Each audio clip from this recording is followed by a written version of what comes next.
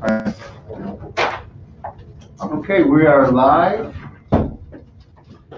Just wanted to give everybody a second to get the streaming going. You will now be placed into the conference. We have somebody joining us on the conference, and we'll just wait for that person to identify themselves. Yes, Nowak. Alderman Nowak. Okay, so Alderman Nowak has joined the meeting. Okay, so I am going to call this meeting of the Budget and Finance Committee to order. It is 4:05, and seeing that Alderman Lennon is present. Alderman Lennon, please identify yourself for this live stream. Alderman Lennon here. And Alderman Nowak is joining us on the conference call line. Alderman Nowak, just identify yourself for us, please. Alderman Nowak here. Okay, thank you very much for joining us. I will have, calling the meeting to order, I do want to recognize the individuals that are here, so if you wouldn't mind just going around the table, identifying yourselves. We'll start with Treasurer Miranda. Sure, Cynthia Miranda, Berwyn City Treasurer. Michael Sorolia, City Borough Deputy Chief. Joseph Fitzgerald, Berwyn Police Department Sergeant. Sergeant Salvador Gamino, Information Services. Michael Smaglia, Chief of Police. Okay, thank you very much. At this point, I will be opening up this meeting to public comment. If there's anybody on the live stream that is commenting, I'll give it a second to have comments come up to our live screen that we can see, and I will be reading them as well. Turn it off. And I'll give it another minute or so, just given that there might be a lag with anybody out there typing in their comment.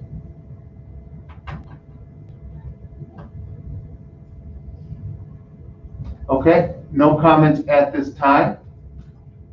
So we'll be moving forward into the main agenda item. It is the only agenda item for this meeting. It is a referral from the City Council meeting of May 26, 2020. It is referral item J-2, Annex G and Annex H, proposed local ordinance fines. There are raises or increases as presented by the Berwyn Police Department. And I will turn it over to Chief of Police, Chief Smaglia, to give us a summary. And if there are any questions from the alderman, please wait till after the chief is completed. Chief. Okay, thank you. I'm actually going to turn it over to the individuals who put all of the time and effort into getting the figures put together. The original plan was broken down into different phases involving Quicket, electronic auto accidents, electronic traffic citations. Now the next phase that we're moving into is electronic local ordinance citations, electronic compliance tickets. We did put a fee structure in place for local ordinance tickets, and we did request to raise the fees on the compliance tickets. So Sergeant Fitzgerald and Levino, if you guys want to pick up the ball now. Yeah, so just get right to the point with your questions on yours. So what was referred back to this committee and the law committee was the amendment for the Traffic Code Title II, General Provision, Chapter 422, which was administration, enforcement, and penalty, when focusing specifically on subsection 422.99 with the penalties on there.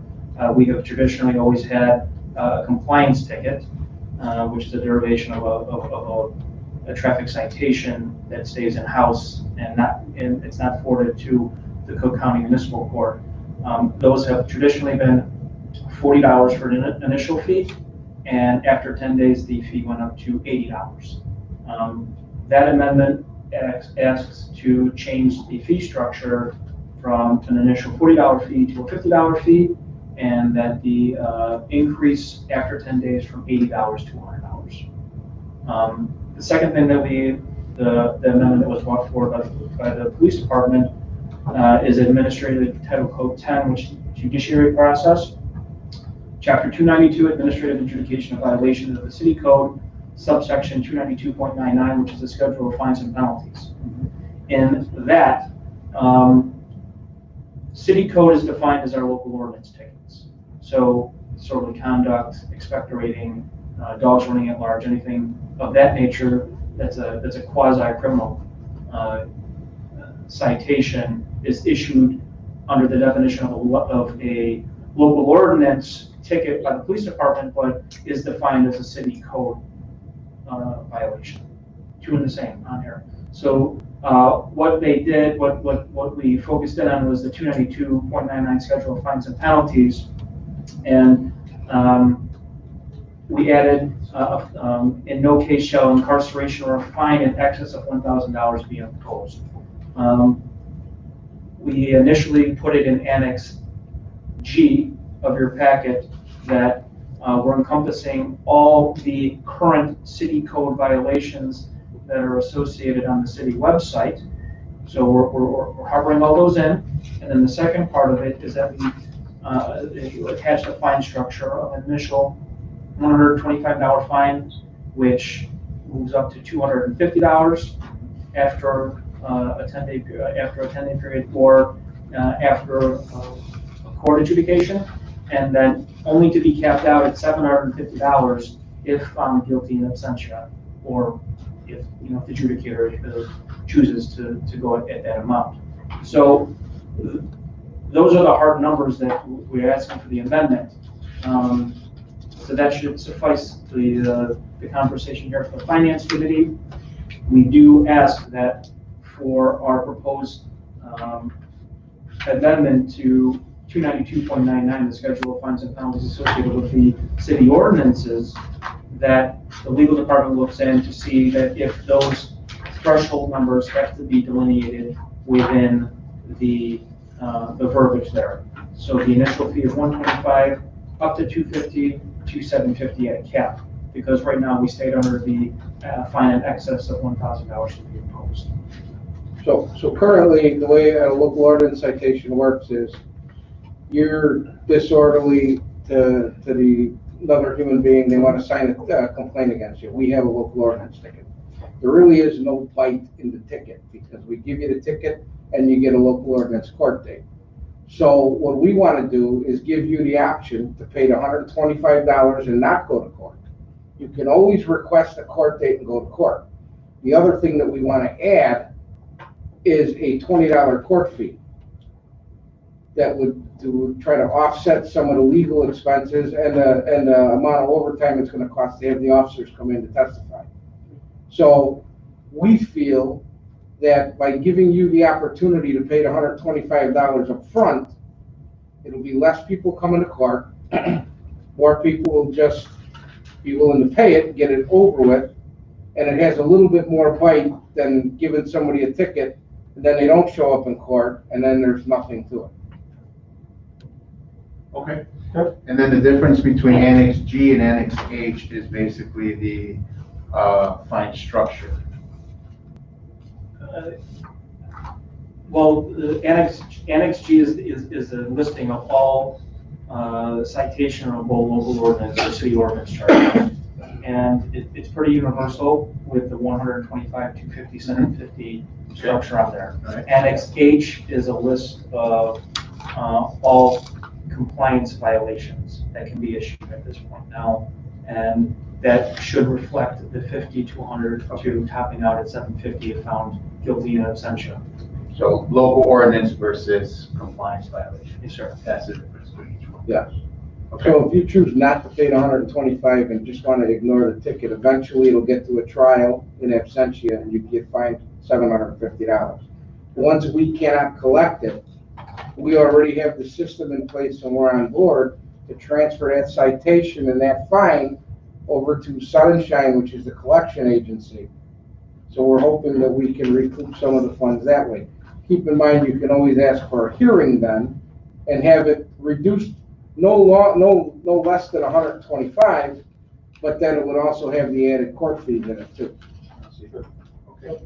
And previously, the fine amounts for the the items in G and H were either zero or a lot lower or non-existent. Well, when they go to local ordinance court, the adjudicator has an opportunity to fine them, and I think the average fine, I'd have to ask the city attorney, but I believe the average fine is what, $75?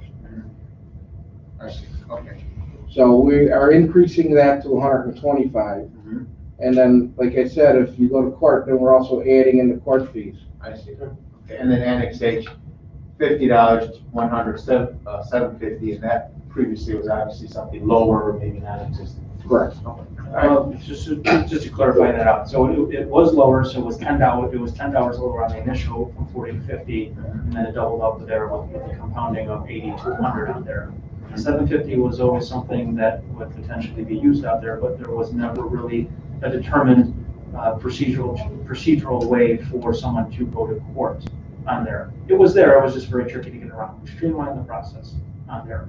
And if you don't mind, we'll just delineate out what the added court cost is so that there's a hard number on there. It's capped off at $20 on there. That was never there before. That was added as an amendment to Administrative Code Title 10, which is the Judiciary Chapter. Judiciary Chapter 292, Administrative Adjudication of Violations of the City Code, which is subsection 292.06 for administrative hearings. It was that anyone that goes to court has a discretionary $20 court fee to be added to the final determinations of fines if the defendant is found liable. So there is a distinction based on what the chief said on here, is that if you're found not liable, you won't be charged with $20. If you are found liable, you Will be fined plus the $20. That's an important distinction to make. Okay. All right. Any questions from members of the committee? Treasurer Miranda? Okay. Any other comments? No. Okay, excellent. No. All right, well, given that the police department has outlined their the reasoning and the description of these proposed changes, and hearing no other questions or comments, and seeing nothing else coming up on the public comment period either, or section either, I would like to move for a vote to approve this item. All those in favor? I'll make the motion. Lenny will make the motion. All those in favor? Aye. Okay. And I vote in favor as well. So 3 ayes, no nays. Motion passes.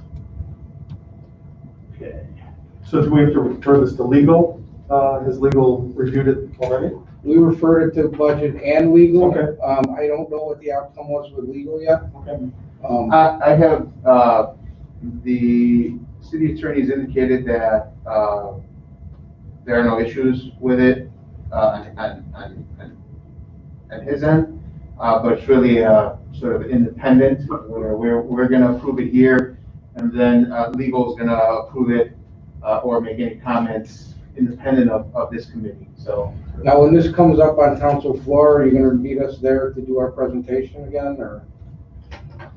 Maybe somebody there just to ask questions. I mean, you already presented it. Right. We talked about it and you provided the information. So maybe just one representative there, just in case another alderman has any more questions. Okay. that's a good point, especially to make the distinction between Annex G, Annex H, the different categories, and, just maybe a little bit of a background of, when was the last time it was increased and why it's being increased now, but as far as this is concerned, we've approved it, so. Okay.